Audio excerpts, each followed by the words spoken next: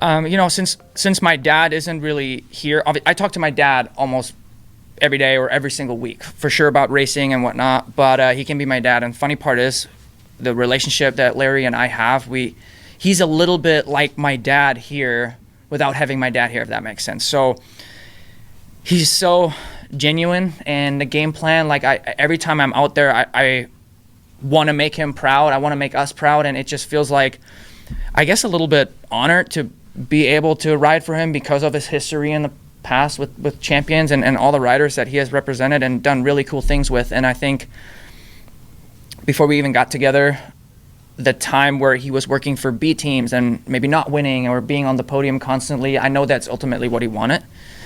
And for me to be able, or for us to be able to get there in the fashion that we did, is a moment that I've always, like, it's really close in my heart. It really is. So having him not here was a tough pill to swallow for the last few rounds, but we all got his back. His health is the most important in all of this, and to me, it feels like he's here anyway because we talk morning till night, no matter what. We keep in the loop. We watch Dartfish together, send each other videos, and he analyzes everything. So for what it is, I still feel like he's somewhat present.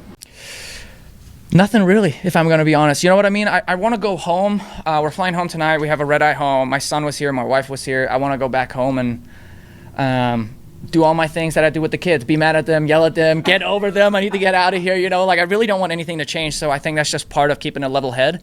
Of course, I'm going to analyze and look at the race and whatnot, and it feels great. But at the same time, after the race is before the race, and so I'm going to enjoy this tonight. I'm going to enjoy this tomorrow. But nonetheless, once you're in the season, the weeks are very short. So like we talked earlier, there's not really a whole lot going on in between because you have 3 days at home. You try to recover, you put in a good day, recover for the weekend. So I'm just going to go back and go back. Yeah. Nope. We talked about it. Me and my mechanic talked about it before the main because Levi was hauling the mail and he was taking the inside. So I made sure in the parade lap that I kind of shaped that rud or that line as good as I could. Obviously, there were a lot of riders behind me that, they can mess it up or whatever, but I kind of knew that the inside, when you double that and you kind of land perfect, which that is the tricky side of things, because it's either you double in and you kind of miss the rut and then you mess the whole section up, or you land where you want to land and you can make that whole turn one motion.